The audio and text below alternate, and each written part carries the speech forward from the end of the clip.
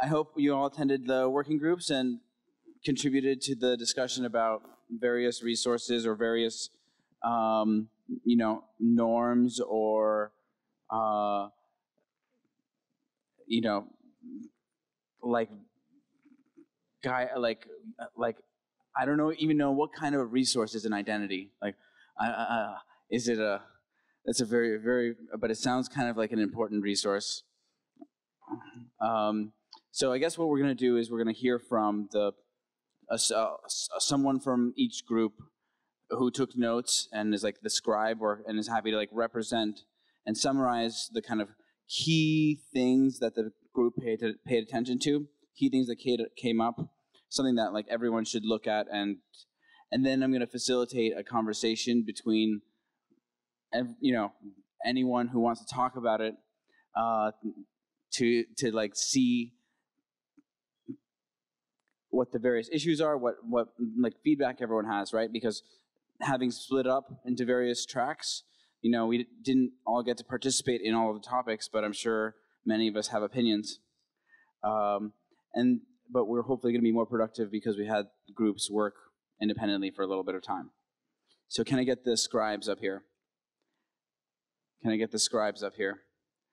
Whoever, is representing the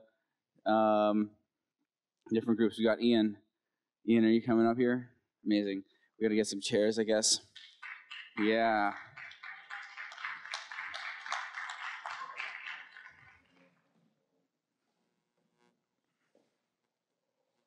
Here, let's back up a little bit.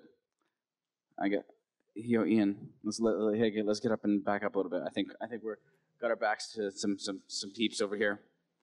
We're missing one group, right?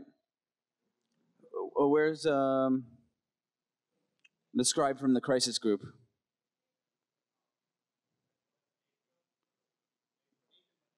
Nathan went that way. Okay, we're going to look for Nathan.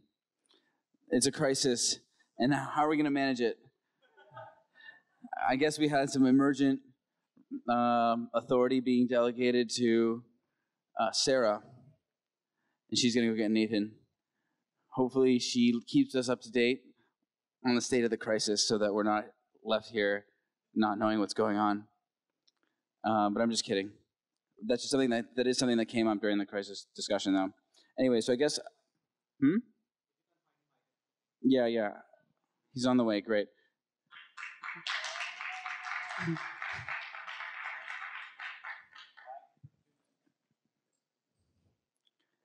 Sweet. So let's I guess I'm going to pass the mic, and we're going to hear about the kind of key ideas and concepts that came up from the groups before having a broad discussion for maybe an hour about the various topics. Should be fun. Hi, I'm Derek. I didn't know I was going to be the scribe until recently, but we were discussing purpose. What is the purpose of RChain? Kind of a fundamental question, I guess you could say. And then we spent a little time, what is the purpose of the platform and what is the purpose of the co-op? We spent a lot of time talking about what is the platform.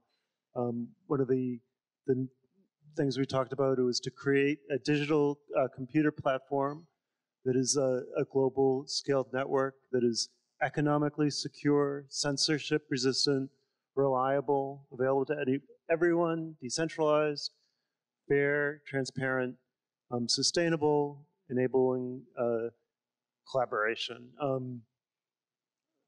We talked about the difficulty about actually coming up with a purpose for the platform before the platform is actually launched, and I made this point. It's hard to know how the tool will be used until people are actually using it.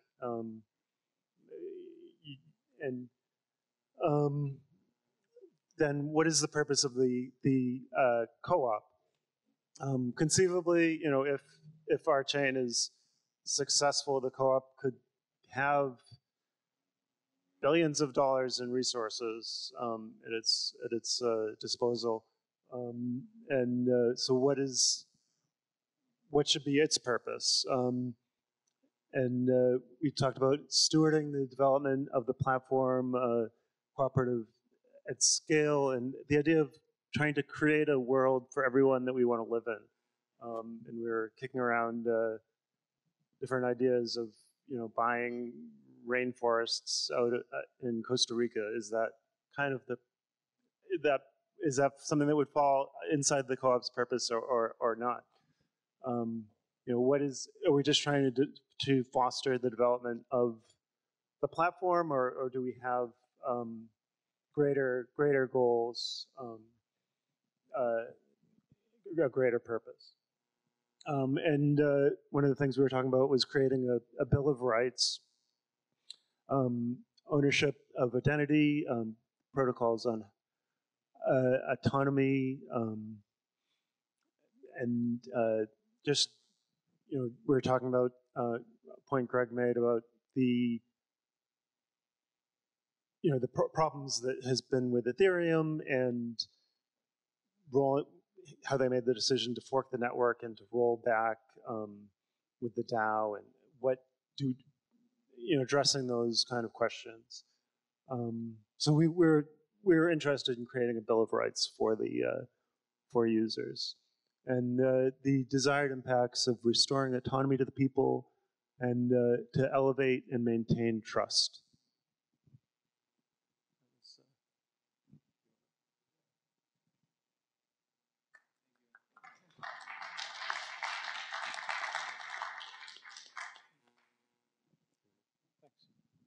Okay, I'm Ian Bloom. I'm one of the directors, and the subject we were talking about was communications. And just to kind of poll everyone in the room, has anyone here seen any problems with co-op communications? Or no, I mean, right. So can we name all the communication channels that we have out there? I mean, there's Mattermost, there's Telegram, there's Discord, there's Slack. There's GitHub, keep going. Reddit. Huh? Twitter. Right, there's a newsletter. There's YouTube. There's the website. Medium. Facebook. So how many channels is that altogether? Right. So, and which of those channels are the official voice of the co-op? Which ones can you trust as being authoritative? Right. We all have our voice. So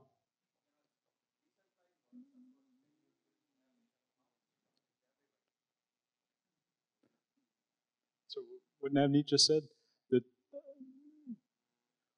basically Navneet was saying that everyone has their individual voices, and as a co-op, I don't think we want to censor or tell people that they can't open a channel of communications and give their views and their opinions on the project. But it does get pretty difficult for especially new people looking in on the project and new members trying to figure out what is going on.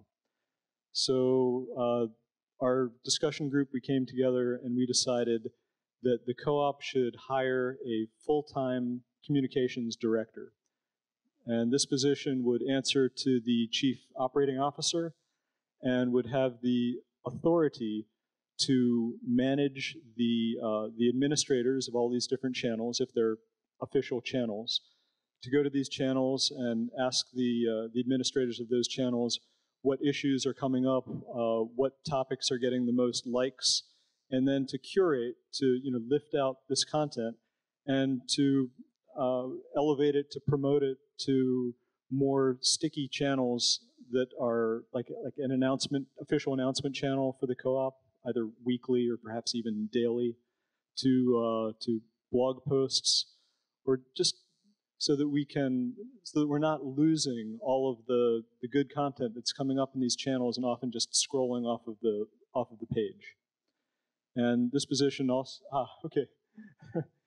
And so to find this individual who would have this role, we were thinking to utilize our newly created nominating committee to vet candidates and go over resumes, figure out who would be best to do this.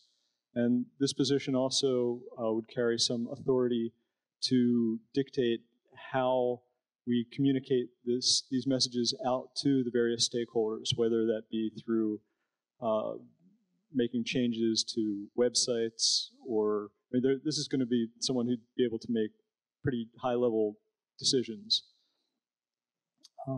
including probably hiring or managing staff. So that's our description of the communication problem and what we want to do about it. This was our decision as the little breakout group we just had. So, all right.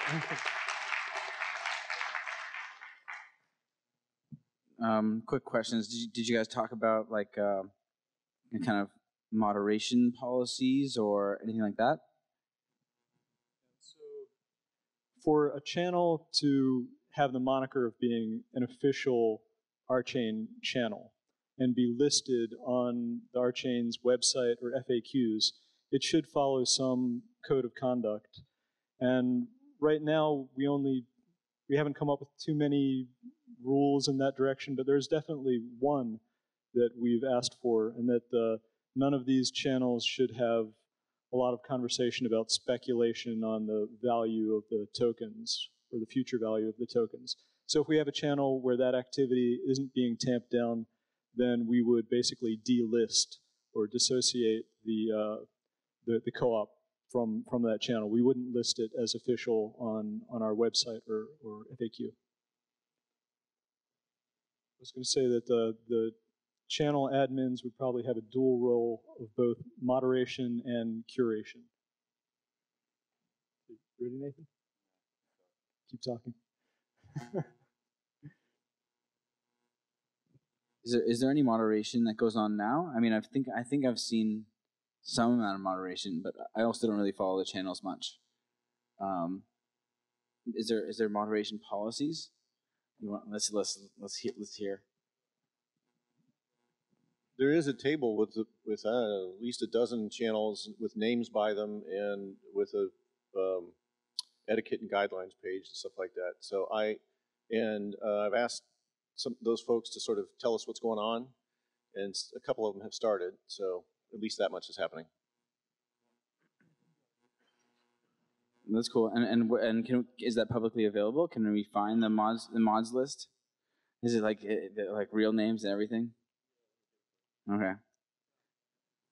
It's on GitHub. Sweet. So you can contact the mods if you're upset.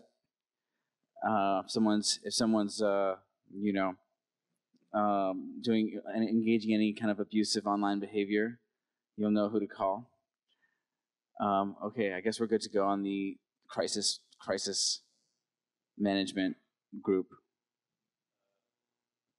I think just keep trying until they turn it on. No? Okay, well, here we go. Hey guys, I'm Nathan from New York City. I just want to acknowledge you all for trekking to this conference. So I acknowledge your presence and your insights. And our group is focusing on, we focused on some sort of we the people kind of talk. I think my challenge as the scribe will be to make this as a rap. If I can rap about this, then I really understand it. So maybe by the end of a couple of days, I'll be able to rap for you about this. Sort of like a Hamilton type thing. Okay, so here we basically mapped out some of the attack vectors. Man, I'm like right in the middle of this thing. Okay, so we have inside attacks, outside attacks, governance, and technical, legal, communication attacks, ethical, technical, and morale of membership. This is going to go pretty fast, sorry to say. So we first defined a crisis. So this is the sort of what. So we think that it's a bunch of these things, so I'm going to go through a bunch of these things. So it's something that we already don't have a process to deal with, which is instead of just saying, oh, this is like our typical mode of communication, this is something that we don't have a process to deal with. So it's an unpredictable event or a situation with no framework, which kind of requires a response with a specific time frame. and specific in the time frame, Vlad, well, what I should say is a member communicated that in terms of time frames, what's actually useful is to set the time frame and then to actually respond as late as we can, so that would allow us to adopt a mode of communication that could inform the most amount of people with the most amount of information. So instead of normal processes, right, the nature of communication changes.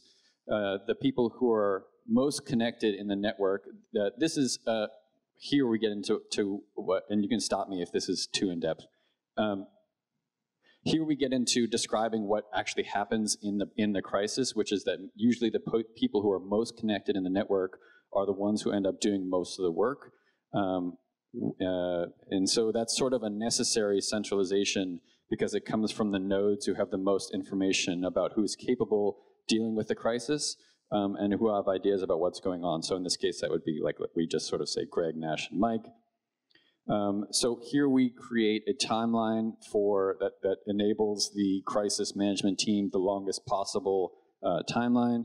Here we have to create a framework, so which is sort of like basically a series of questions. I'm going to come back to voting mechanisms in a bit. So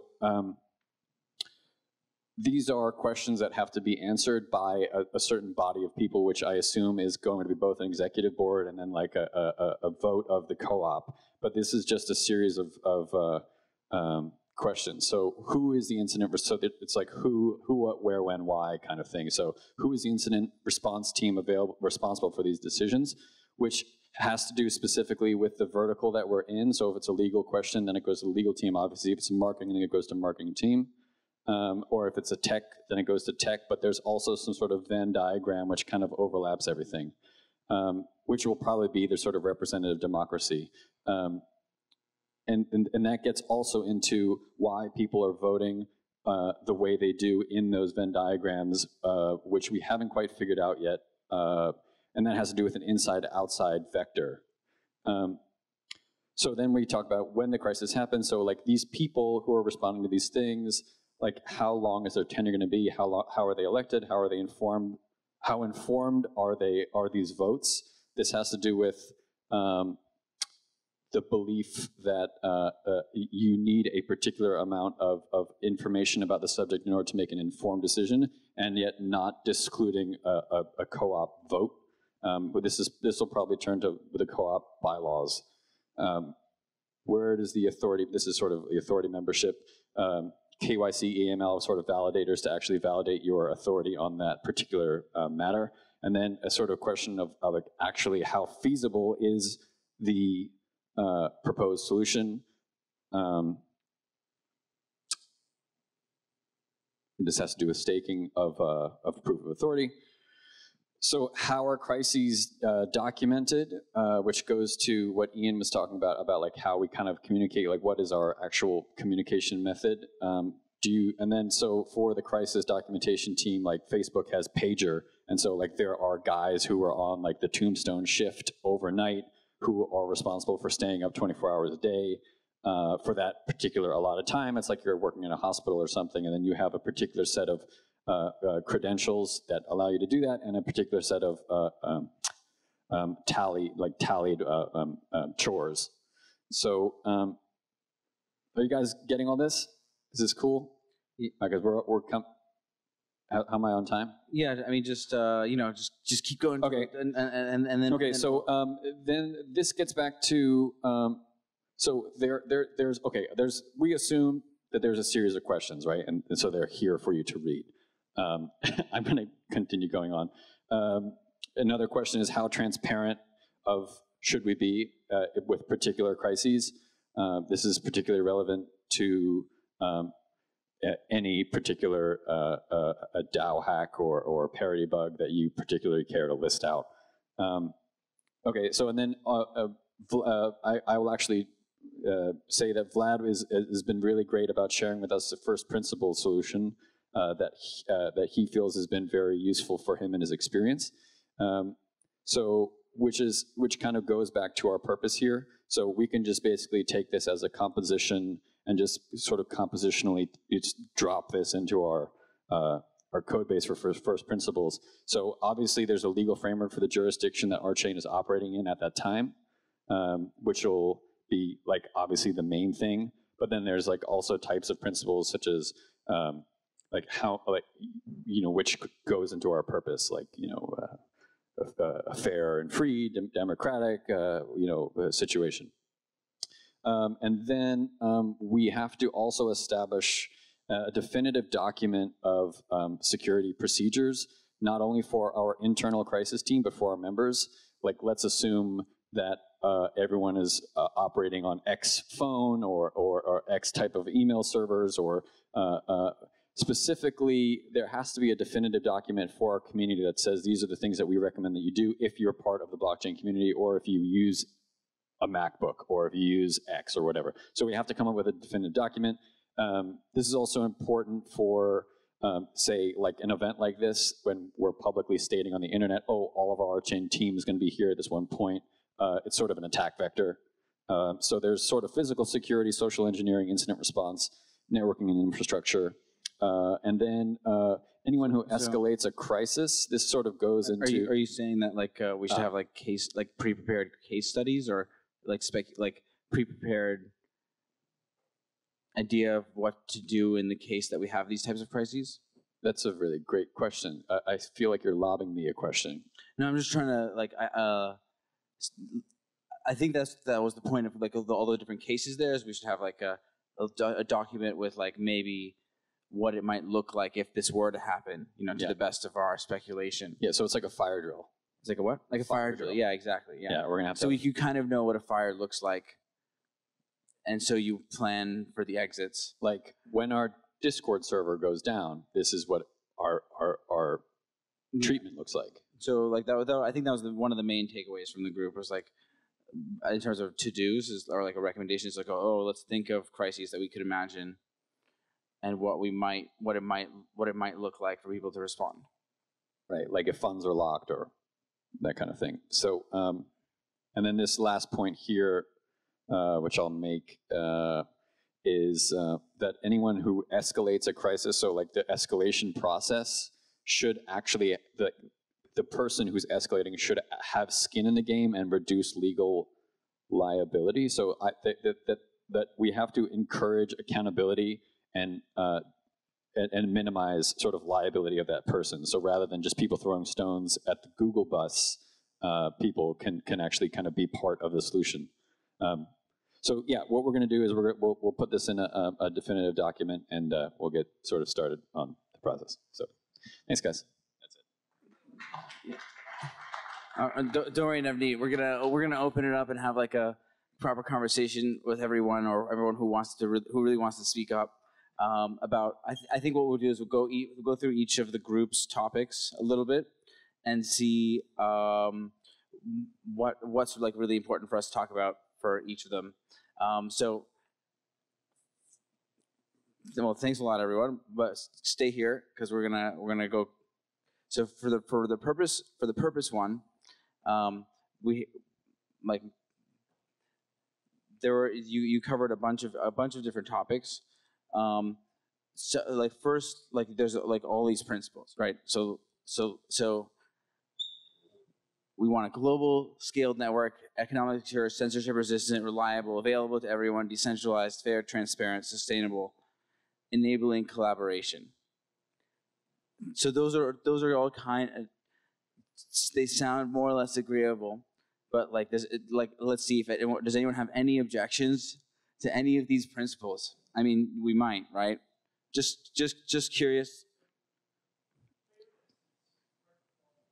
Yeah, fairness is definitely not easy to define. Yeah, you want to go run?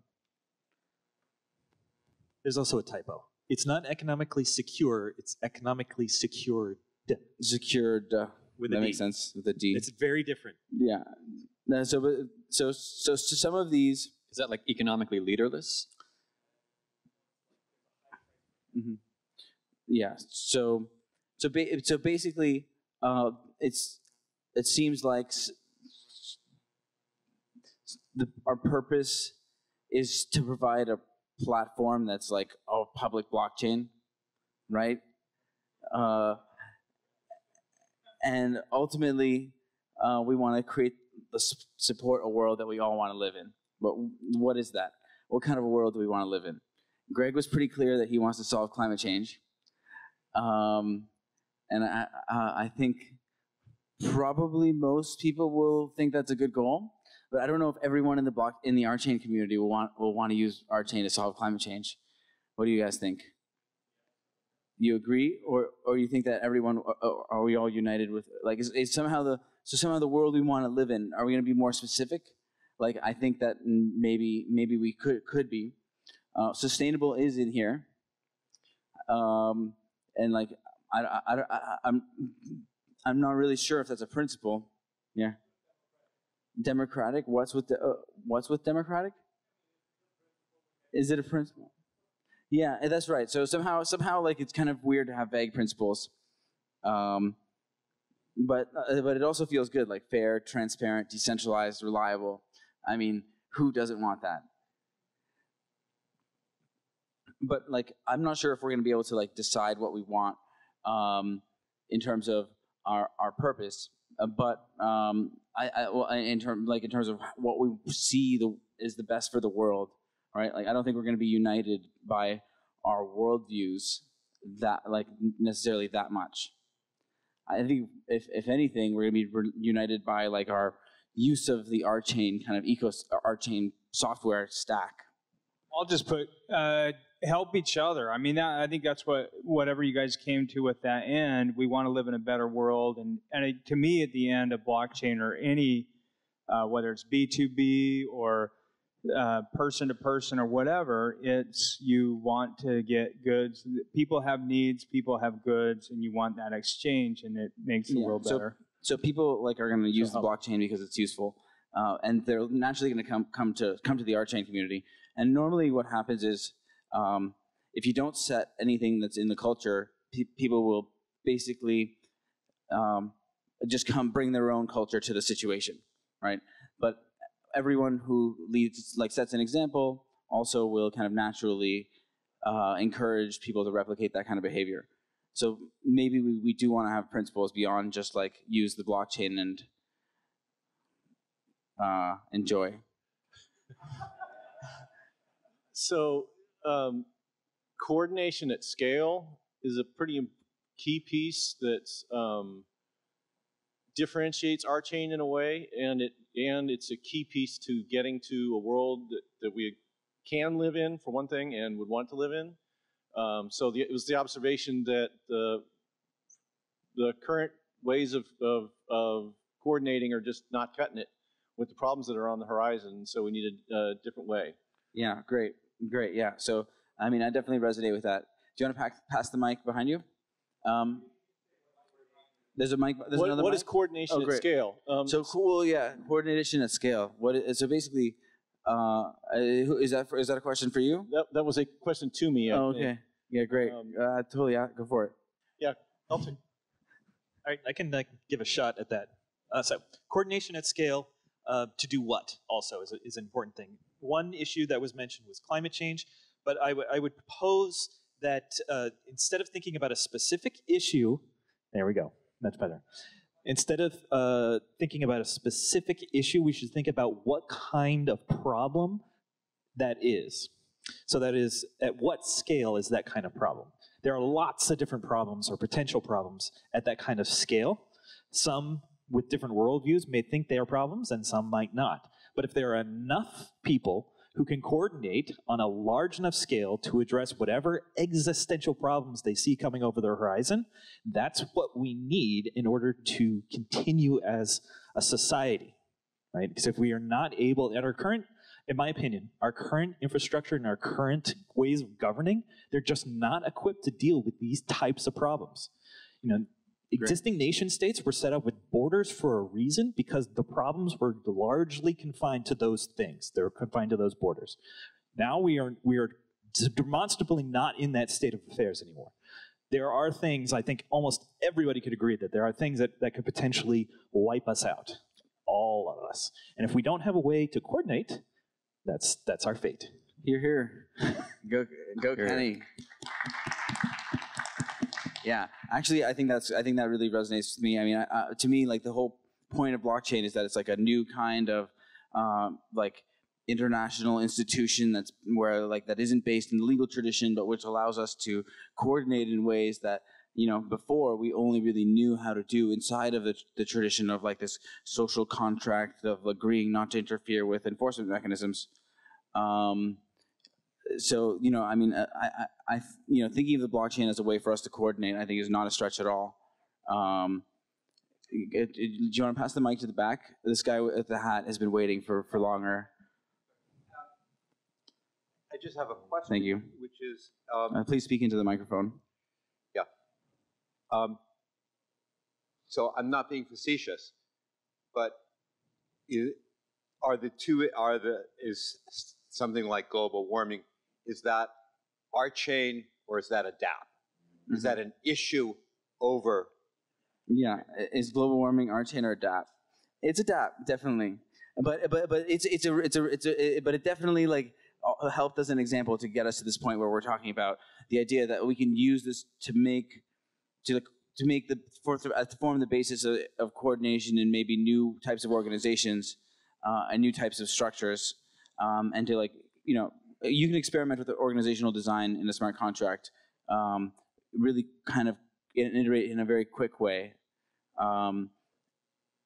And it's yet to be seen exactly what we can accomplish experimenting with governance on the blockchain. But I think that might be something that everyone has in common in terms of like what the blockchain is for, like to form the basis of like experimenting with new organizational structures and new kind of international institutions. Because the blockchain is a very international thing, right? And that was totally represented by the working group also. All right, Ian, let's hear it. Well, before we move on, can we unpack coordination? Can we break that down a little bit more? Yeah, that sounds great. Coordination is kind of when you want to make a decision as a function of the decisions that other people need to make, and so that other people are making, and it normally involves some amount of communication or synchronization or prior knowledge about how everyone will behave. And institutions and governance processes really are all examples of things that we use to coordinate. In kind of there's a people study coordination from a bunch of different perspectives, game theory, anthropology, like sociology. It's kind of we can't like explain it all at once, but you got a feeling. So yeah, kind of bringing it home. I mean, so the co-op, we definitely have some big decisions on the horizon. So part of this coordination is we have to decide, what the big decisions are that we have to make, and then figure out the means to decide them.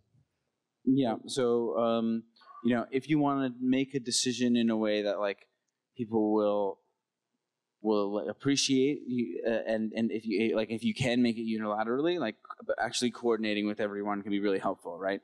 And like could lend a lot of legitimacy, right? If we have to make decisions and other people, and in a way, and you can choose to do it in a way that's coordinating or not, then it's good to coordinate. But somehow there's like the blockchain used as a coordination tool, and then there's like our own coordination problems. Like we're probably gonna have to address our problems before we can use the blockchain to address them. But definitely, like I think the blockchain is kind of coordination technology. Agreed. Oh. One thing has been occurring to me, I'm at the lower level of the technical aspect of all this, and I assume that there are technical things that will get solved by everyone here, and I don't have to worry about them. Mike, can you hear me? Yeah. Okay. So I'm not worried about the technical stuff, but I'm very attracted to the co-op aspect and the democratic aspect. And the problem when you have a decentralized organization is that you don't have the Pope at the top, you don't have the preacher at the top, you don't have the president necessarily. So and it's a great idea to try to make decisions that way, yet then those decisions have to be made about ideas. So what's at the top and everything is subsumed under that is ideas. And the ideas we're talking about here are pretty undefined. Fairness, that's up for grabs. So I think it's a good idea to take something, global warming one strikes me as a good one, since we can't live anywhere if we don't have somewhere to live, you know. So that strikes me as a good one. However, any kind of magnetization around an idea can lose its steam over time, so it always has to be revitalized. I've been around churches a lot, and they're always using the word community till you don't want to hear it anymore. So I think the idea, there should be some idea at the top that everyone has in their mind that they may have different definitions, but you can get specific about one idea. Oh yeah, that gave me a cool idea. Maybe we should all share at some, like, you know, right after Greg's comments, what we want to do with RChain as like at least like if it's, you know, I'm sure some of us have very particular things we want to do with RChain, and well, we're gonna save the environment. Let's hear it. Let's hear from Greg. Well, no, I just wanted to point out that in the discussion with respect to rights, or the Bill of Rights, and I kept longing for a relationship to purpose, but I think one of the things that Evan was pointing out is that the Bill of Rights should somehow set up limits, obligations, and authority with respect to coordination, right? So, you know, we probably don't want the co-op to enable or authorize a lynch mob, right? Which is quite possible that it could happen. So I think there's something there about the limitations of coordination that the co-op needs to consider. Yeah, I mean that makes a lot of sense. I mean, I found a couple of times today that like the distinction between like the RChain community and the RChain co-op is something that like we need to kind of remember that it does exist, right? There is an RChain community outside of the RChain co-op, and there's got to be checks and balances. It can't really be that the co-op determines the future of the whole ecosystem, especially because of the international nature of the purpose and the U.S. nature of the co-op. But yeah, let's share some more things that we want to do with the blockchain. I think the you know, we got someone who's eager over here. What? Sorry, you want to share? Just another way to frame the climate change thing is to do it sort of inverse. The opposite is we want to build a regenerative civilization. So we have the opposite of that now. We have one that's not regenerating itself, it's destroying the biosphere. So you could reframe it as we want to build tools to facilitate a regenerative culture and civilization.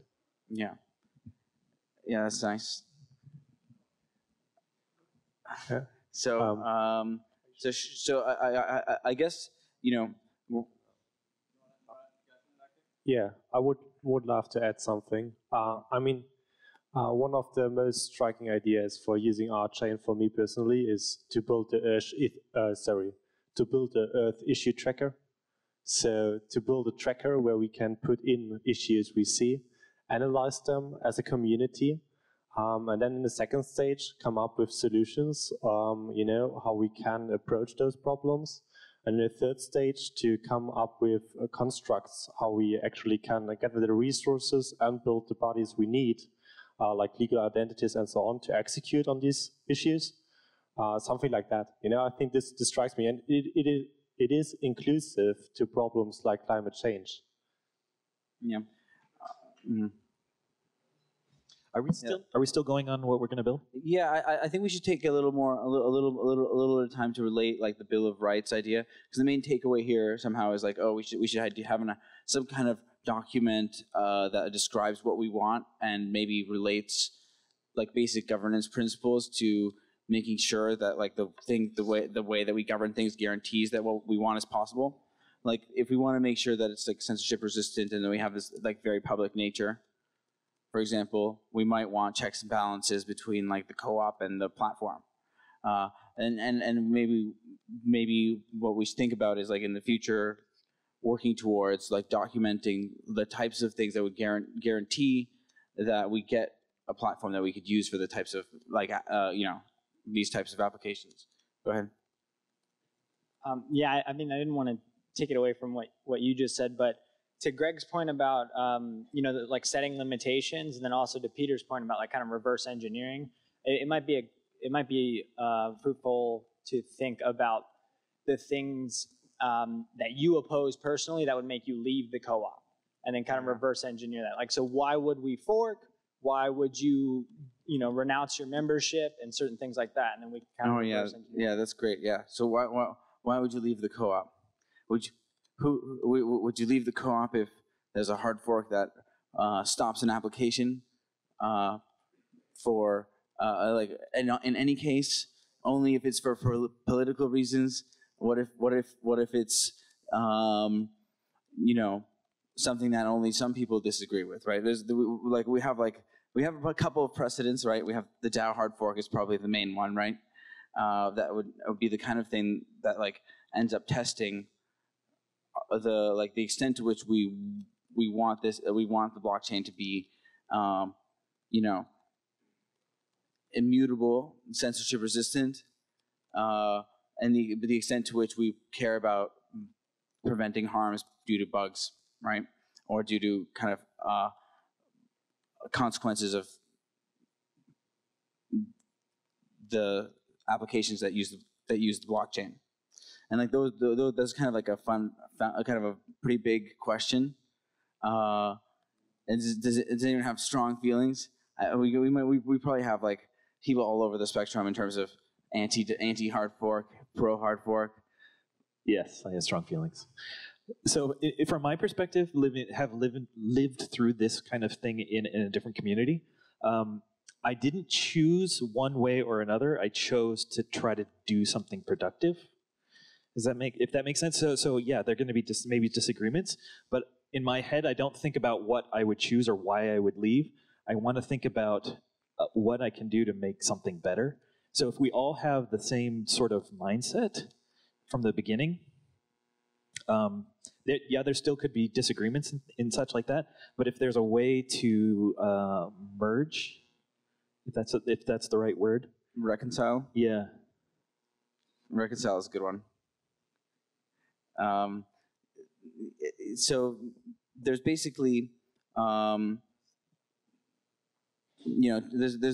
somehow the main purpose of RChain is something that all of our governance processes should reflect, right? We should never have a decision made in our governance processes that runs contrary to the purpose of the community on some kind of basic level. But what you can find is that sometimes there are cases that come up where there was no prior agreement or idea that we would do one thing or the other, and to the extent to which we predict that this is going to happen, we should probably talk about it. So one of the things that came up in the crisis group was, what if someone did something on the blockchain which made it illegal to run a node in a particular jurisdiction. GDPR is becoming active in Europe pretty soon, which could make it illegal for anyone to store people's private information in certain circumstances. And it might be that blockchain information applies. There are certain challenges that we can kind of see down the road, and the more that we can talk about those and preempt those, the more we're going to be able to deal with, for example, the crisis that might emerge from having it come up. Greg, you have something? Well, I was just thinking that in some ways the unexpected doesn't always show itself as a crisis, right? I mean, I keep hoping that we come up against these situations that we hadn't predicted in terms of the use or various conditions around the blockchain and our community that we didn't expect, we didn't anticipate, and just it's not a crisis, but quite the opposite. It's like an unexpected boon, an unexpected opportunity and benefit. An unexpected opportunity to be required to make a decision. Yeah. Yeah, my dad said that every problem is an opportunity, and in business he proved it again and again and again. Whenever the shit hit the fan, he came out smelling like a rose. But I think why I'm here is because I'm hoping to see cooperation at scale happen, and it's clear that if it happens, we can accomplish great things. So what would make me leave if I don't see that cooperation at scale happening here? Here, here. Hey, Jim.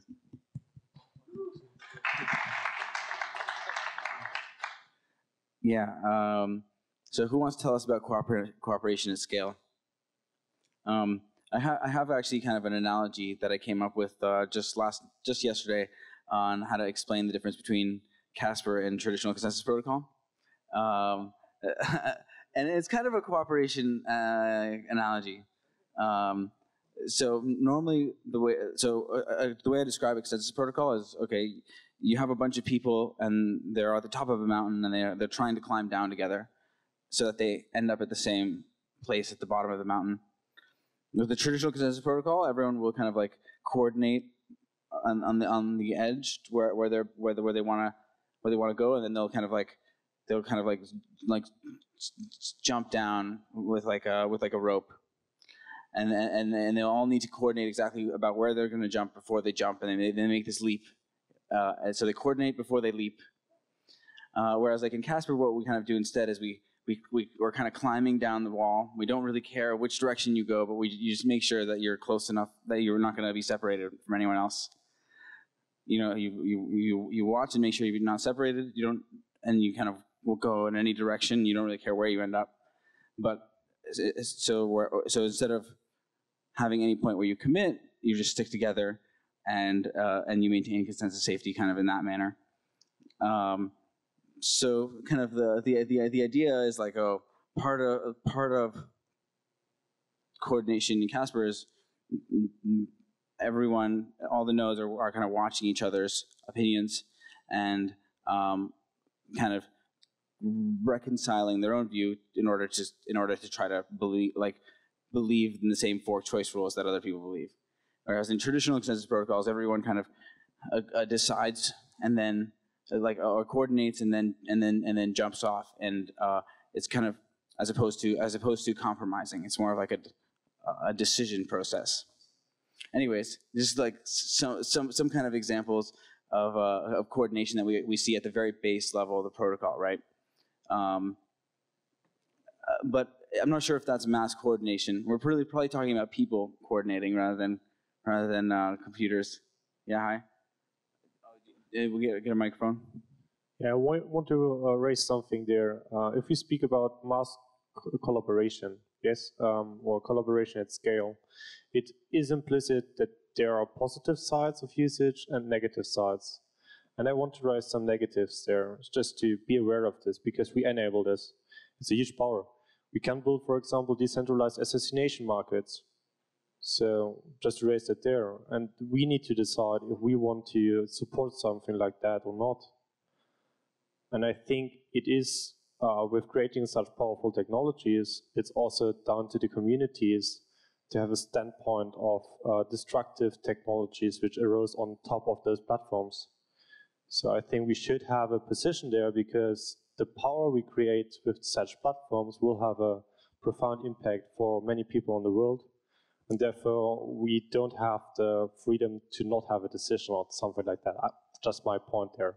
So to make a standpoint as a community, we need to have an association with values, which give us the opportunity to decide if we want to support that or not.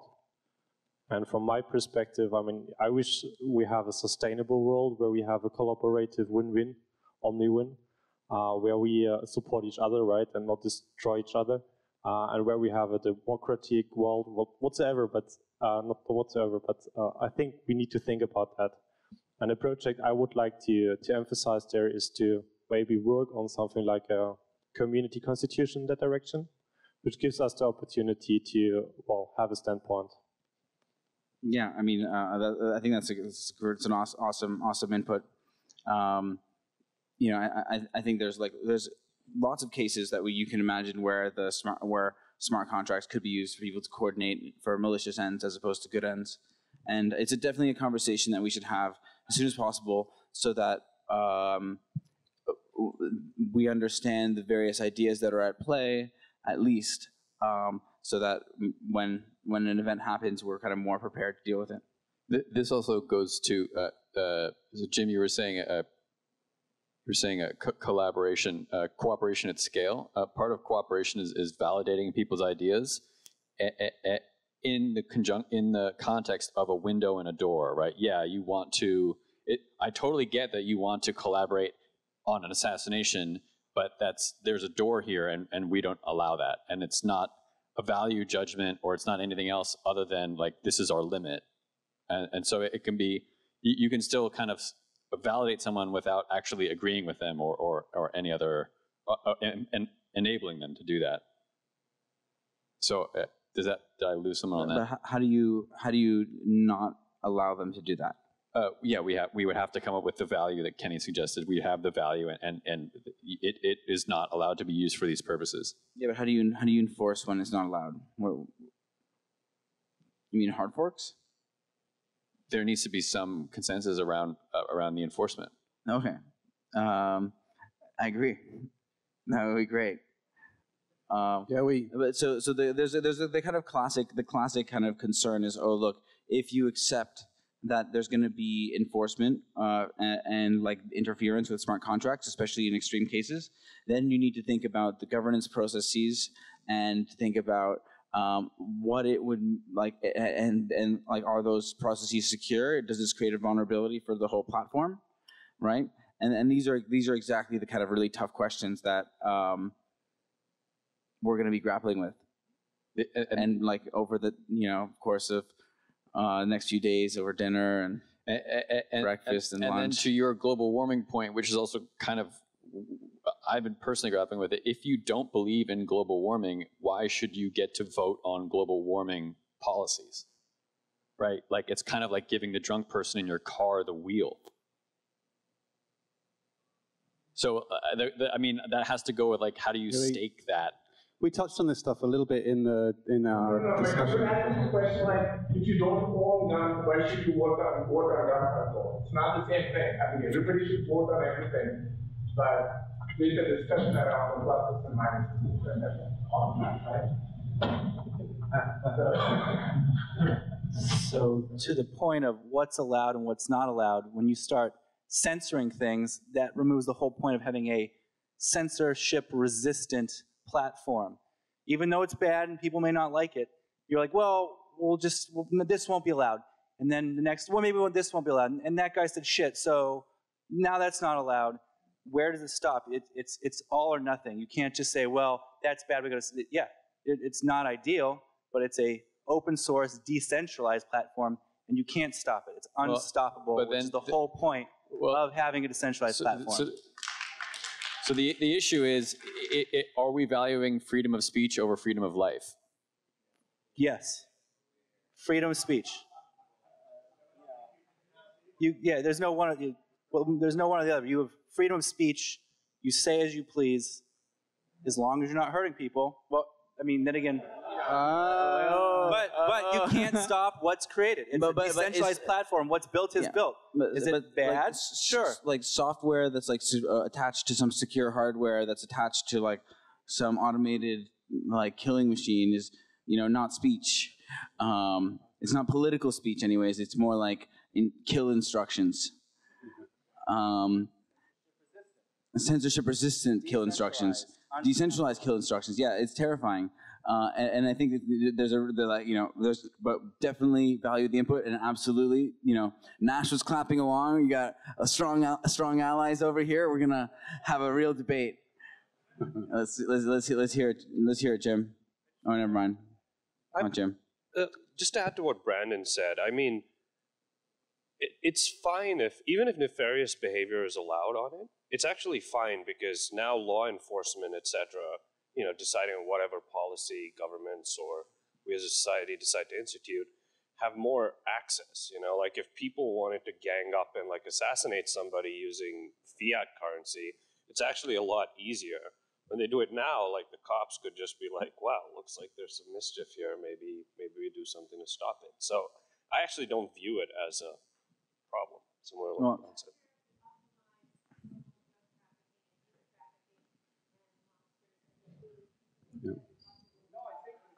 I think that when we decentralize, we're decentralizing everything. And we have to, if there's no oversight on the system, which there will not be, then we are all part of the militia, and we are all responsible to oversee our neighbors and our communities and keep them safe. Yeah, but so but the question is like, okay, like, you know, even like law enforcement or not, like how, they're gonna the only way to interfere sometimes is by changing what software is running on the network. Right. So I think maybe this goes back to the difference of the co-op and the platform, the purpose of each. So maybe the purpose of the platform is this agnostic global utility. And there could be functions in the co-op that like incentivize catching a bad actor. You know, like, hey, you know, there's giant bounties to catch these people, you know, just as an example. And that's a way to kind of best of both worlds. I think there's no question, right, that the technology is going to have an awesome power, and that, you know, RChain should come with like the pseudo warning, you know, that with great power comes great responsibility. But I don't think that that's any different from any other blockchain, right? The question is, how is RChain different? And I think, you know, what we talked about was that RChain is different because it's owned by a collective, right? So yeah, we have this awesome technology, this potentially really scary tool, which could be used for all kinds of you know, all kinds of unimaginable purposes, but it's in our hands. And so we have to come to consensus about it's not necessarily about the technology, it's about the fact that it's in the community's hands, right? It's owned by the community. And you think the technology should serve the community? Yeah, of course. Well, we get to make that choice. Mm-hmm. That's what RChain is. You know, it's the people's blockchain. It's a true open source. You know, we don't become the Tyrell Corporation because we own the chain. Yeah, it's like if you care about, you know, child trafficking so much, what have you done to stop it? Advocated for a hard fork. It might be the answer one day. Notice that all of this code is open source. Anyone can fork it and use it themselves to do any of these nefarious things. Yeah, that's for sure. But like the question is, like, as the RChain community, are we going to do anything about people doing nefarious things on the RChain blockchain, or do we just say, okay, look, we can't stop them doing it on a fork. They might as well do it over here. So if you're completely censorship resistant, where you'll let people put anything they want on the blockchain, that also provides a mechanism of attack of RChain itself. So for example, if there are legal restrictions around content publication and distribution, say, I brought this up a few times, child pornography. If somebody uploads onto your core blockchain child pornography, then anybody hosting a node could be potentially held liable for distribution of child pornography and be sent to prison. And so this is the sort of thing where, you know, what do you do in that kind of case? And it's not clear, because it's not just a question of what can be put there and are you censorship resistant, but does it provide a threat to the ongoing hosting of the blockchain over time? So just one of many examples. Great, yeah, thanks. So I think this is a really important topic, but it's also a question of responsibility. So, I mean, if something is illegal to do with fiat, it's obviously still illegal to do using any other technology or method or whatever. Like, for example, criminals use telephones, email, cars. They use all the technology of modern society, and nobody expects the telephone companies to actively, you know, block people who are using the cell phone service for criminal purposes. I mean, that's the police's job. They do. That's the point. There are certain steps that you can take short of making it impossible, such as collecting information, which you need to be able to do. but it's not necessarily the responsibility of the cooperative to stop all criminal activity. We have to take a reasoned position to say, like, here's the information that is available and make that available to law enforcement upon their request, but we don't have to preemptively stop everything that anyone might possibly do. Nor could we, really. That's impossible. But it opens up a new opportunity also, right? So one of the microphone. Yeah. So, if you have a crisis or you have a problems, these kind of problems, it opens up a new business avenues also. So there will be people, they will be making some solution to solve these kind of problems. So it's the same thing, if it's a centralized world in telephone, as Evan said, there are people, they created security companies, they do things to catch these kind of people. So I'm sure there'll be people, they will think about all these things, they will create solution to prevent these things on the blockchain. Yeah. Is your hypothesis that any enforcement that is required will can be outside of the blockchain? So there will never be any enforcement required through actual chain actions in blockchain governance. So the biggest question for you in that case, why do we need a blockchain, right? So the way why we need cooperative to do this. So we need to bring those solutions from among us. Somebody needs to bring those. If there are problems, we need to solve those problems. If we just talk about only problem all the time, probably we may not have to create these things, right? Either you censor from the beginning, as Brandon said, that if you're opening up for everybody, I think it's a good idea to keep it open for everyone, but definitely there will be actors, they will bring new solutions to solve these kind of problems. And it opens up better opportunities for RChain in terms of how people use this one or how RChain scales in general. John?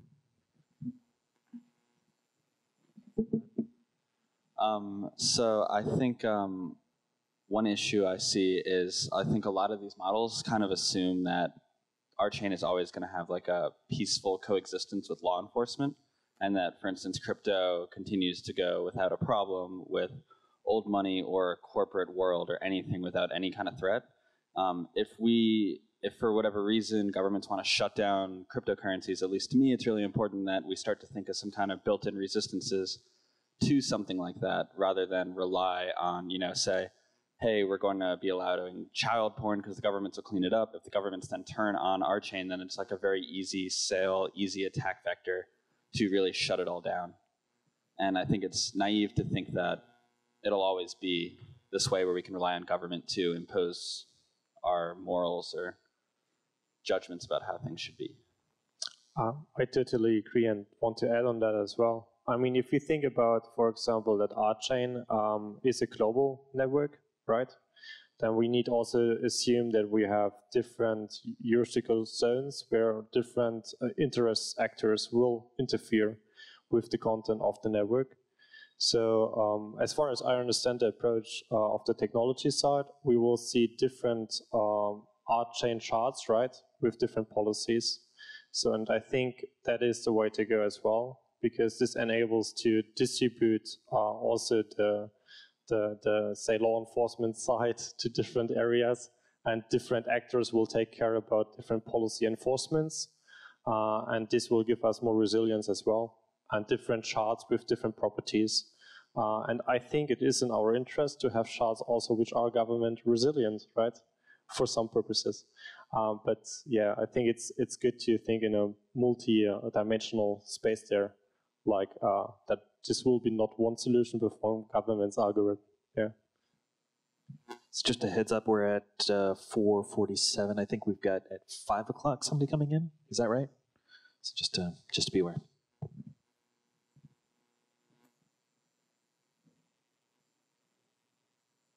Yeah, so I think that definitely if we're going to have some kind of constitution or something like that, we're going to need to address some of these issues. But I definitely think that, it would be contrary to the whole ethos of blockchain for us to say that we're happy to have blockchain governance be entirely inside U.S. jurisdiction. I think, it's kind of important that it's not the case that if the co-op gets a court order, then they will get a hard fork where everyone will just change the software. On the other hand, I don't think we agree yet whether or not we should have like the full immutability and recourse and governance only outside the blockchain, or whether or not blockchain governance will also be used for the things like, fund recovery, the DAO fork, shutting down the assassination markets, shutting down the autonomous drone army, and all the and whatever else autonomous software powered shenanigans we might have to be dealt with in the future. So basically, do you want to try to get the mic back there? Yeah. So somehow this is like a pretty important debate for the I think that we should have as part of this process for, especially if we decide that we want to have governance, active governance, then checks and balances for the co-op and for the between the software developers and the node operators is going to be super important, because you can't really have anyone have control over the state to be able to interfere with smart contracts on an arbitrary basis, because that would undermine and go contrary to the whole system, right? So if we are going to do active governance, then we have somehow an even bigger governance problem ahead of us. I just also want to recommend, I know that after a long day, probably it's easy to let the energy drop a little bit. It's kind of natural for the energy to drop, and I think for a lot of us, we work with our heads a lot, and so it's kind of easy to go back up into our heads and forget about the rest of our being. And so I was wondering if we could make some time either before or after Colin to allow the Matrix Works people to help us kind of reintegrate, with the body and the heart as well. Because I think a lot of these conversations are important, but just the quality of the conversation feels very head-centric. And I'm kind of wondering if we could bring some other stuff, other technologies that are already present in these instruments online, so to speak. So would people be open to that now? Now? Okay.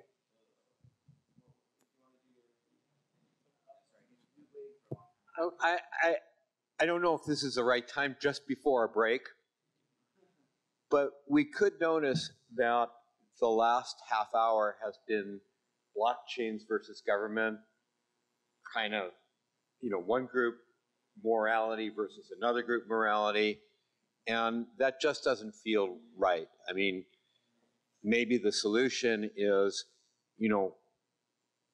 as a society, as a world, we need to decide what the role of blockchain is, not as RChain.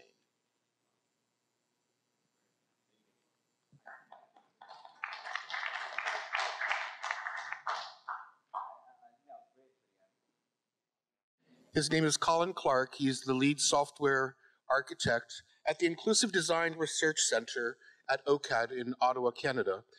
He's very much involved with the platform co-op programs around the world. And he was brought to our attention by Ian Bloom's attendance at the Platform Co-op Conference in New York City, what was it, a year ago, 2 years ago? Oh, last fall. So I will let Colin give his presentation. Thank you. Hi, everyone. Can you hear me okay? Give me a thumbs up if you can hear me. Yeah? Okay, great. Thank you. So I brought with me my colleague Dana Ayotte as well, and we're actually not in Ottawa. We are in Canada. I'm sitting in my office here at OCAD University in Toronto, where fortunately most of the snow has melted, but there was like 3 feet of it the other day. And Dana, do you want to introduce yourself? Sure. Hi, hope everybody can hear me. I'm a senior designer at the IDRC. However, I am located on the west coast of Canada in British Columbia, from where I work remotely. And yeah, I've been with the IDRC about 6 years or so, and pretty excited about platform co-ops, and happy to be here today. So thanks. So we have some slides. I'll share my screen in a minute, but basically the structure of our talk will be to outline some of the values and goals of creating platforms and the challenges, and then to talk about platform cooperativism in particular, and how they're governed and catalyzed and created.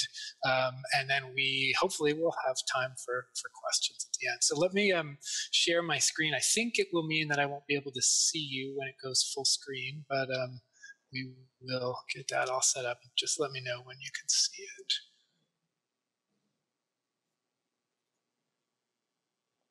Okay, can you see my screen? Looks like Dana's nodding, so I'm gonna full screen, 1 second.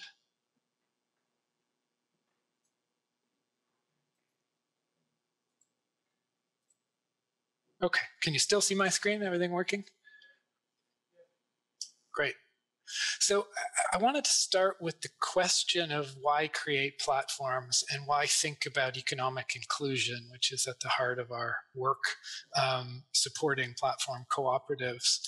And we have some really tough realities that we're facing these days in many of our countries and in society at large. Many of these are stats you probably know about, but I've pulled them up from the recent UN Human Rights Commission report on inequality in the United States. But I think many of these issues are part of a huge part of our developing economies. In America, 85% of the post-2008 economic growth was pocketed by the richest 1%. The US ranks 35th out of the 37 OECD countries, so second to last in terms of its levels of poverty and inequality. This means that more than 1 in every 8 Americans are currently living in poverty. And to go with this, only about 64% of US voting age people were registered to vote in 2016. This is a smaller share of potential voters than just about any other OECD country, and certainly one of the lowest voter turnouts as well. We can only dream if that number was different, how the US election might have changed. And what's interesting about the report from the UN Commission that came out just before the holidays is that it highlighted the roles that technology plays in this growing income and economic inequality. So the author of this study, a law professor at NYU, said that the United States is one of the most richest and most powerful and technologically innovative countries, but neither its wealth nor its technology is being harnessed to address the situation in which 40 million Americans continue to live in poverty. And also, he called for more attention needing to be given to the ways in which new technology impact the human rights of the poorest Americans. And so with that kind of framing, that challenge in mind, I want to talk a little bit about what we think technology is or could be. And I want to highlight a quote from Ursula Franklin, who is an engineer and a scholar who used to be at the University of Toronto. She passed away recently, but Ursula was one of the clearest thinkers about the idea of technology as a practice. She described technology as the way we do things around here.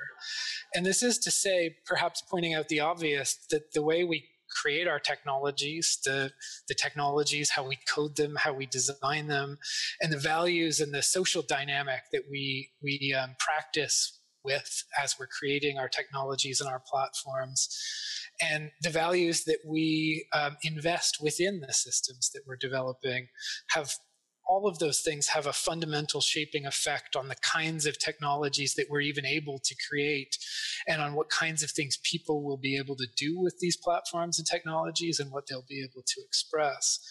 So what's interesting about Ursula Franklin's framework for technology is it reminds us that if we don't change our design and our technological practices, the same systems of inequality that we see out in the world today in our economies and our societies will actually be reflected in our own platforms.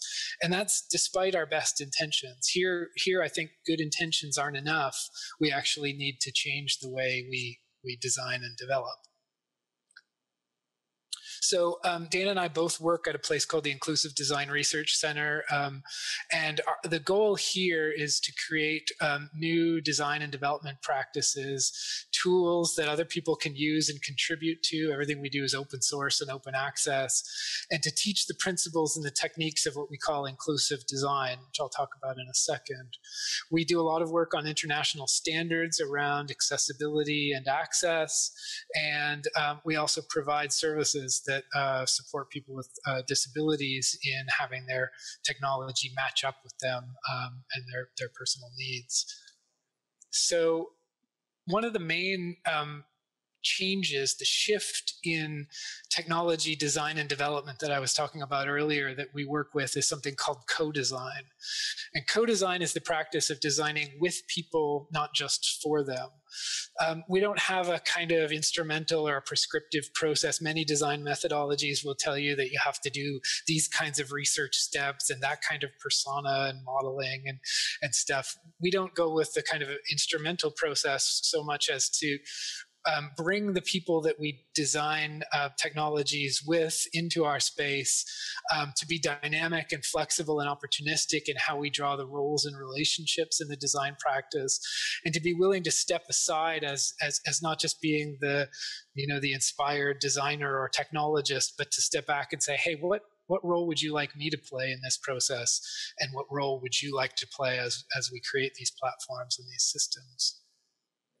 Here's a photograph of a co-design workshop we did a year or two ago here in Toronto, where we invited kids with disabilities and their parents to come in and to bring off-the-shelf toys that they could get at Toys R Us and other places, mostly electronic toys. And then we worked with them to hack the toys with technologies like Arduinos and other things to make them accessible, especially for children with mobility impairments who might not otherwise be able to play with toys and engage with their friends by connecting them up to their single switches, their wheelchairs, etc. We were able to co-design new toys and to hack new possibilities into them. Of course, not all our work is related to physical computing. We do user interface design as well. But the co-design work we do is in context of an open source community that we call Fluid. And Fluid is a community for the designers, users, artists, accessibility people, thinkers, and all the other people who don't usually fit into the traditional open source software communities. How many of you in the room there have participated in open source of one kind or another, created pull requests on GitHub or patches or other things? Looks like many of you. I know that the RChain technology is really based on open source. One of the things we realized as we started to do open source when we founded Fluid now 10 years ago was that meritocracy didn't quite work like we thought it did. Meritocracy is always based on the privileges that some people have access to. It's always based on weighting certain kinds of contributions, especially code over designs or testing or other parts that really are the crucial contributions to making large-scale, usable production. So when we do co-design, one of the things that we think about is Sherry Arnstein's ladder of citizen participation. Are people familiar with Arnstein's ladder? Some people perhaps. So Arnstein talks about citizen participation as being a redistribution of power that enables the have-nots citizens to be able, the people who are excluded from political and economic processes, to be deliberately included in the future. It's the strategy by which have-nots are able to be part of determining how information is shared, goals and policies are set, programs are operated, and how benefits like contracts or patronage, which becomes really important in cooperatives, are parceled out and dealt with.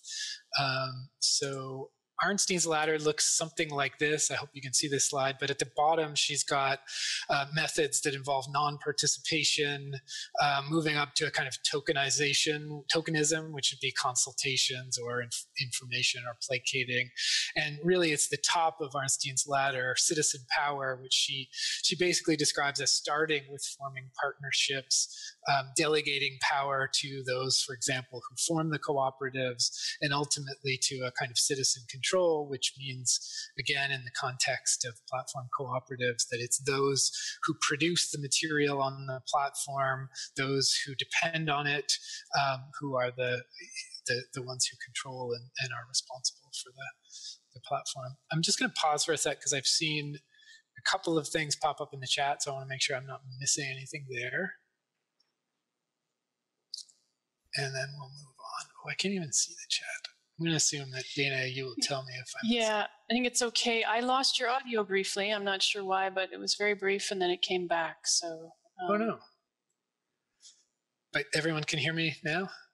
We're good? I think we must be. All right. So when we're thinking about platforms as well, trust comes up in our minds, and how we can create platforms that provide a more nuanced and sophisticated notion of what trust is. And I've been struggling through reading a lot of books recently about trust and thinking, well, what's going on here? And this is my somewhat tentative ideas about what trust is. That trust at heart, I think, is a continuous negotiation. It's something that's always happening. It's a conversation between people. It's not something that exists or doesn't exist, but it is in flux, or it's like tides. They come in and out at different times. It's about negotiation. It's also contingent on roles, on relationships, perhaps even on power structures as well. And the trust relationships really are surplus, I think, to what we can express in code, regardless of the power of our platforms, the expressiveness of our programming language, our ability to prove code and systems correct. The relationships and the systems of trust that occur on our platform are largely surplus to them. They happen in spite of us in many cases. And so I think that in principle, as a kind of value, platforms need to build systems of trusts that are able to make power imbalances where they exist explicit, and to build in ways to address or remediate those imbalances.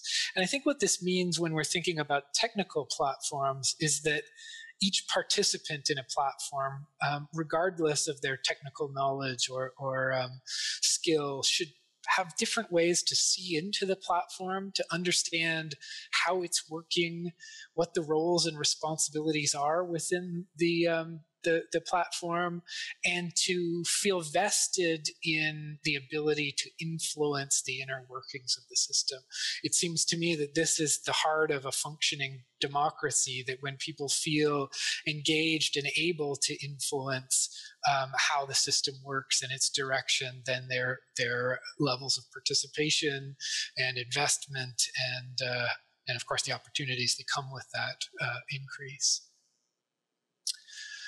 I think this is my last slide in terms of general values, but what I wanted to do here was articulate a set of platform user rights, and basically to argue that transparency and creative power are part of a right that people who participate in platforms and are members of cooperatives have.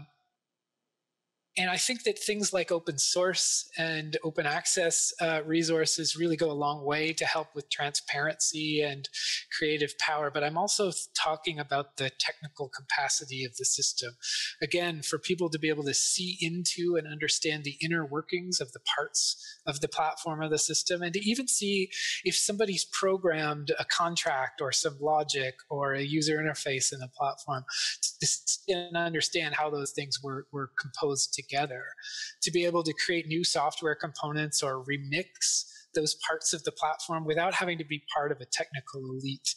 And I haven't met. Unfortunately, I wasn't able to join you in Seattle. I haven't met most of you, but I'd guess that many of you are quite technical, have a background in programming or mathematics, and so I do as well. And those of us who write code have a kind of technical power that's unique.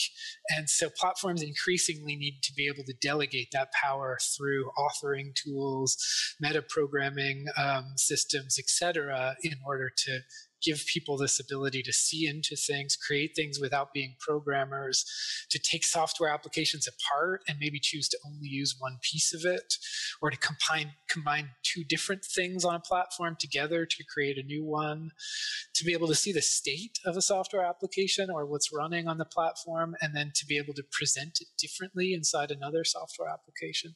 And this is really crucial for people with disabilities who may need one mode of presentation or one way of perceiving, hearing instead of seeing, etc., to be able to access and see in our platforms. And to be able to freely customize the user interface so that it uses a representation that works best for me. So again, as a kind of abstract value, these are the rights that we want to build into the platforms that we're creating as part of our work on platform cooperativism. It seems abstract, and I wanted to use a visual metaphor. This is some artwork by an artist in the UK named Amy Twigger Holroyd. And Amy does something very interesting. She, in this case, she bought a machine manufactured sort of generic off-the-shelf sweater. And Amy's work involves these very careful operations that get into the machine manufactured sweater and then are able to transform it and to produce something new out of the raw materials of a sweater. And so think about this from the technical perspective.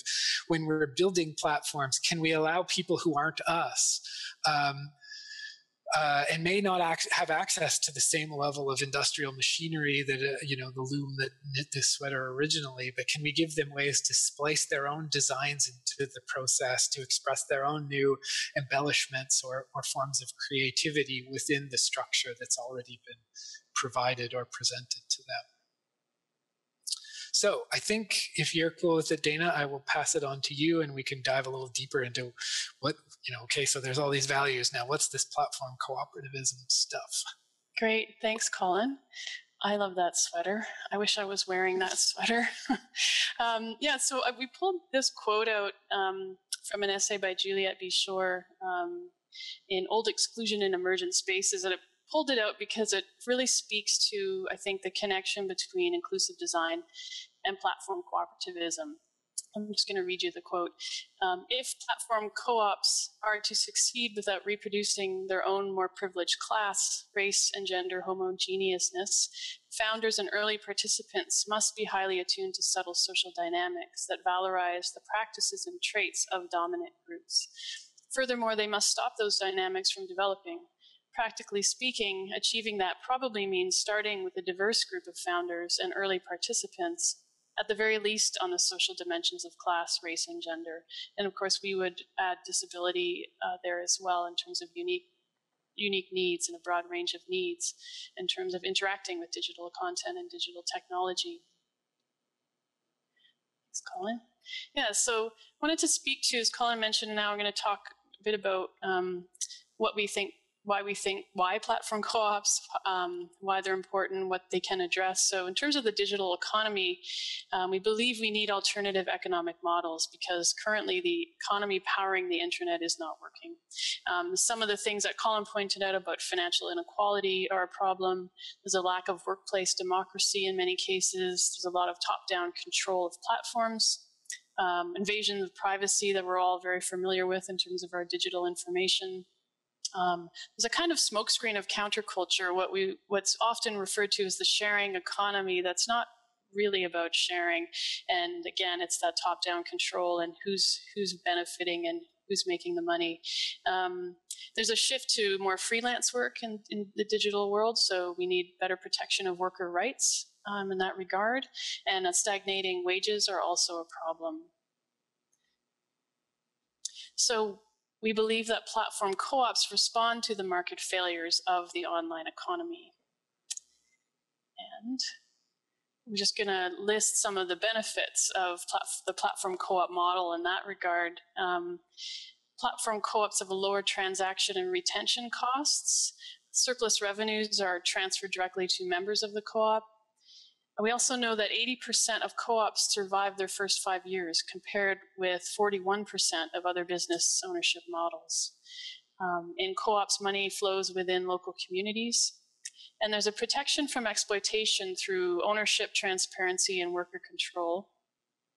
And there's a higher commitment as well of users, which reduces short-termism. So it creates a longer life, more staying power for these co-op businesses. And there's the prospect of data democracy as well. And Dana, I don't know if you get into this, but it occurs to me that we haven't defined platform cooperativism in a simple way. We've talked about values, we've talked about benefits, but would it be right to say that platform cooperatives are co-ops that are supported by new technologies for things like finding customers, doing transactions for services or goods exchanged, that it's things along the line of, let's say, Uber or Airbnb, where the platform becomes as crucial as the service offered, but unlike the extractive model of those, where there's a company over there that gets the bulk of the profits, that it's owned cooperatively by all of the workers and providers on the platform. Is that roughly it? Yes, thanks, Colin. That's helpful. Cool. Great. Yeah. So again, we know we can build on a business model that's proven to work. We know that 1 in 3 Americans is a co-op member. In the US, co-ops created close to 1 million jobs with $25 billion in wages and benefits. The total co-op revenue in the US right now is $500 billion. And cooperative enterprises worldwide employ 250 million people and generate 2.2 trillion in revenue. So co-ops exist, and they're kind of hidden in plain sight.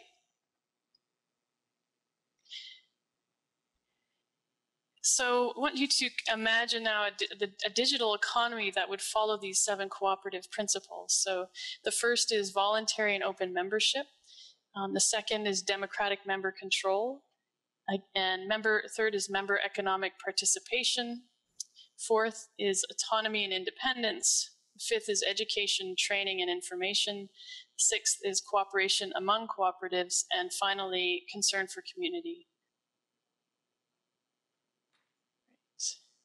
Yeah, so I wanted to get a little more into specifically what we're doing at the IDRC with currently. We're developing a platform, what we're calling the Platform Co-op Commons. So this image is just kind of showing that process of the sequential, probably not entirely linear, we've got a lot of back and forth, but if we look at it in this way, you start by proposing, finding, and meeting others who might be interested in creating a co-op with you, potential collaborators, and can make all these, we would create the ability to connect and find those who are interested, or those who are already creating platform co-ops, and learn from them and propose your own co-op. And then there would be a stage of organizing and recruiting others to be involved with your co-op. And then the more formally kind of getting started with the business model, incubating the co-op. And through all of this, resources would be made available and created within the commons so that they're highly accessible and available to anyone who might want to use them. And then finally, the sharing and collaboration between cooperatives, as we mentioned, is one of the values, that cooperation between cooperatives as well, and sharing resources in that way, just to get a kind of sense of what that looks like. And the idea of the Platform Co-op Commons is to basically to increase capacity for people to form their own cooperatives, to share the code and systems that are needed to deliver that in a digital economy, and then to find the resources, governance. What kind of a cooperative should I form? What governance models should I look at? Where are there economies of scale? Where if cooperatives hooked up with other cooperatives, etc. So the commons is the kind of open source model in which we build tools and resources to better support and create more of these kinds of platform cooperatives. Yeah, thanks, Colin. Yeah, and we just listed here different ways that a platform co-op might come into being. So an existing worker co-op could just launch a platform co-op and become digital, have a digital presence. Failing startups might be able to convert into platform co-ops and find success in that way. Platform co-ops can be created as a result of antitrust regulations. Colin spoke a lot to the point about trust. And co-ops can launch platform co-ops with the help of their unions. So existing co-ops can do that with their union support. And I think we're seeing, Trevor Schultz is the expert in these things, but he's seeing all four of these as the common vectors in which platform co-ops are founded. We're quite interested, particularly in the top one, where existing cooperatives are in fact individuals, so caregivers, home cleaners, perhaps. You can think of all kinds of cases. If you're an individual and you're sort of thinking, hey, how could I grow in a way that's cooperative and complementary to some others who may be struggling with the same challenges. But we're seeing in lots of cases that again, failing startups are turning into, or companies that have been owned by a single owner for a long time and then are converting into a cooperative model as a result.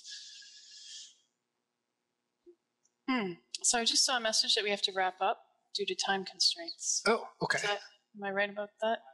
Please finish within 5 minutes. Okay. We can skip a couple slides. Yeah.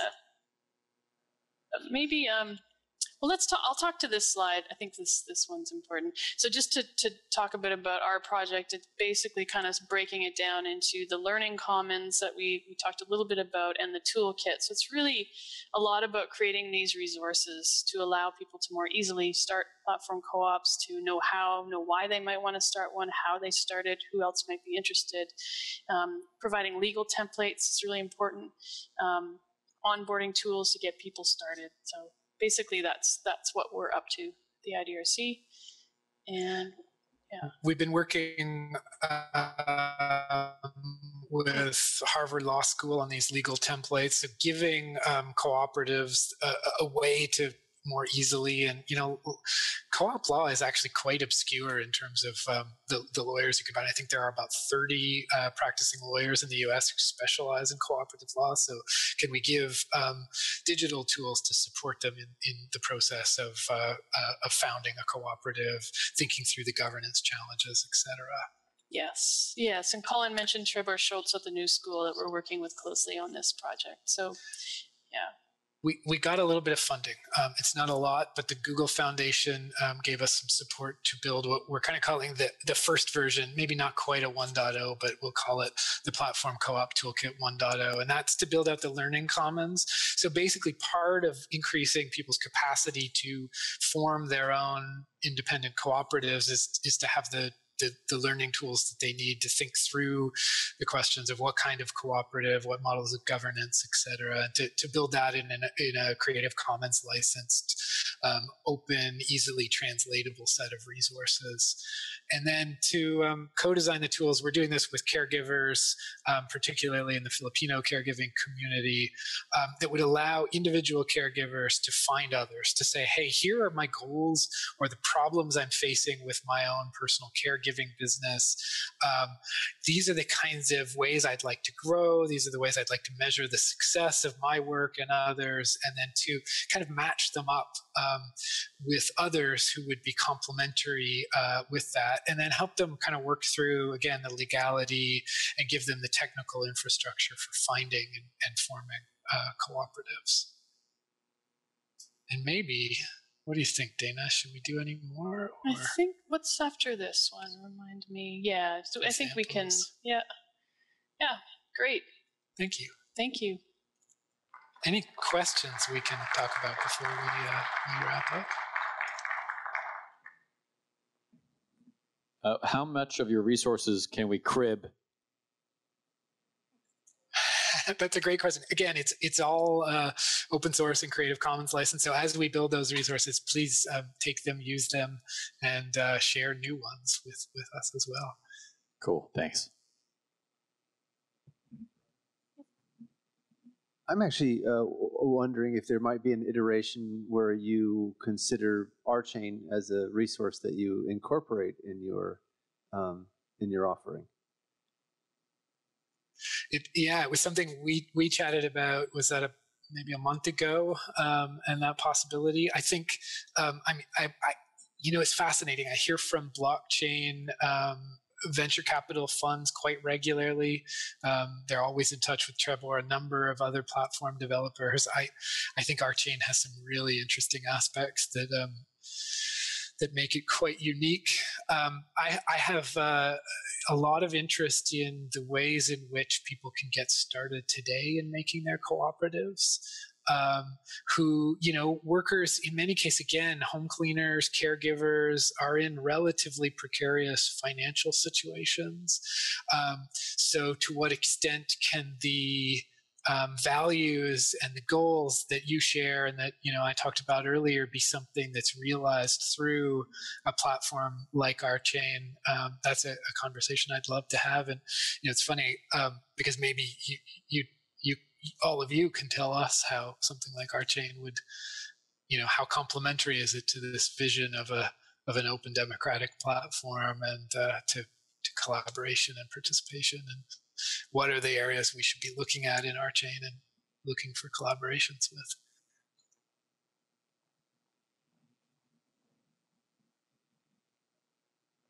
So Resonate was listed as one of the platform co-ops on that list, I think, and I think we have a gentleman from Resonate over here, and they do work with RChain, so I would be curious to understand how it's working or is planned to work for Resonate. Would you be able to comment on that? Yeah, I'd love to hear about that.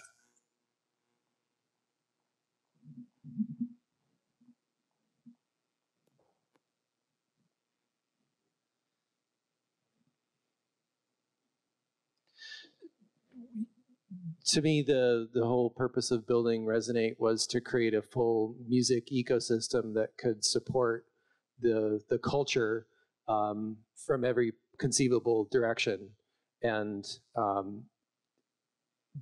RChain is the first platform that I ever came across that I think mirrors the way that communities form at its core. As far as I understand it, I'm not a mathematician, and I can only look at these gorgeous fractal graphics and know that there's some math connected to that makes it happen. And I trust this guy implicitly with every cell in his body. So I know a lot of his peer group think he's brilliant. So I have faith that it's going to be carried out as described. And so having that technology to reflect the organizations that communities need across all types of musical cultures and subcultures is truly profound, and I feel immensely grateful to be able to collaborate and work together. Amazing. That sounds really interesting. And I would say, I would just add one other thought too, which is that one of the other things that's really super exciting about it is that they're a co-op and we're a co-op, and so sixth principle, collaborate with co-ops. And then I found there was another co-op here today that's doing something in shopping, and I want to collaborate with them, because we want to do business. And then there's going to be other co-ops that come in, and then we've got some chance for a really robust circular economy. Yeah, amazing. These networks of cooperatives that can grow out in a way that is complementary and still brings money in for the people who need it. That's great. All right. Well, if there aren't any other questions. So we're the last speakers of the day. You guys must be ready for food. You sure? Our cocktails are next. Sorry.